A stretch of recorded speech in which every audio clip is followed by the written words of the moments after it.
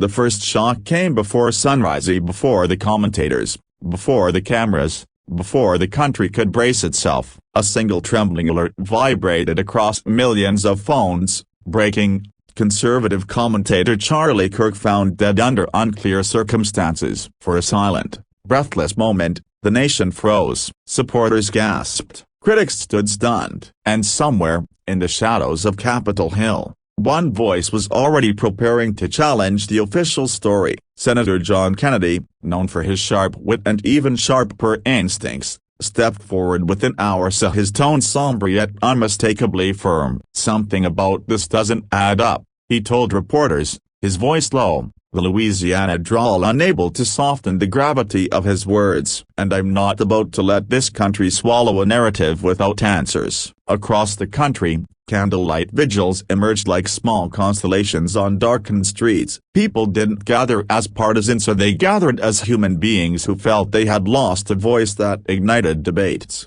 challenged norms, angered some, inspired many, but undeniably mattered. Mothers who'd listened to Kirk during late-night drives, college students who discovered him during moments of confusion, veterans who admired his boldness. Every vigil shared one thing: uncertainty and fear that the truth was slipping away. As investigators released statements that felt more polished and informative, Senator Kennedy pushed harder. His staff described him as restless, pacing through offices lit only by desk lamps, reading reports line by line, whispering to himself, "No, a broken bar, this doesn't match." He reached out to contacts in law enforcement, medical teams, even tech experts. Piece by piece, he stitched together a patchwork of inconsistencies, timelines that didn't match, records that seemed altered, witnesses who suddenly refused to speak.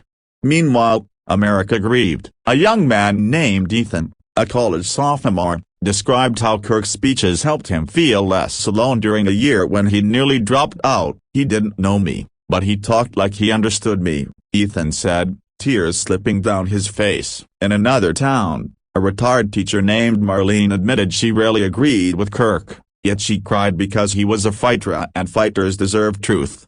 Senator Kennedy's investigation reached a turning point when he secured an interview with a quiet, frightened EMT who had been among the first on the scene. The man's voice trembled as he spoke, glancing repeatedly at the door. "The report they published, a broken bar, it wasn't what I saw," he whispered. Kennedy leaned forward, sensing the weight of what was coming. "Then tell me what you did see." What followed was a confession that shattered the neatness of the official narrative. Inconsistent injuries, missing documentation, supervisors who gave orders that felt wrong. For the first time, Kennedy publicly declared what millions were already fearing in silence: this was no simple tragedy. There is more here, and the American people deserve all of it. The political world erupted. Some accused Kennedy of fear-mongering, others thanked him for doing what no one else dared. But Kennedy didn't flinch. In a nationally televised address, his eyes tired, his voice worn but steady, he said, "I'm not fighting for a party. I'm fighting for a man's dignity, for truth, for every citizen who wonders whether justice still matters." As his investigation gained traction, more witnesses stepped forward.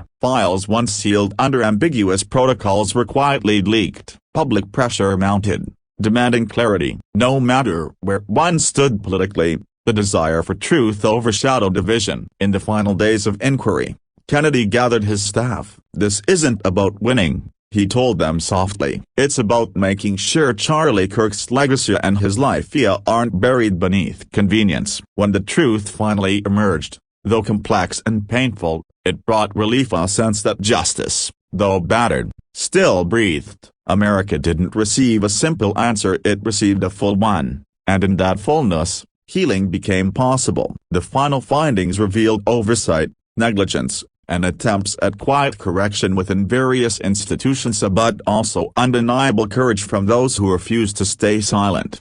In the aftermath, Senator Kennedy stood before a crowd filled with supporters of all backgrounds, united in grief and gratitude. "We honor Charlie Kirk not by agreeing with everything he said," he declared, but by refusing to let truth become optional. As vigils turned into celebrations of life and families hugged a little tighter, the nation walked away with a renewed understanding of how fragile truth can be and how fiercely it must be protected. Because in the end, this story wasn't just about a commentator, a senator, or an investigation. It was about a country realizing that seeking truth even when painful is the most powerful way to honor every voice, every life, and every legacy that shapes its future. And that message, echoing long after the news cycle faded, became the one thing America refused to forget.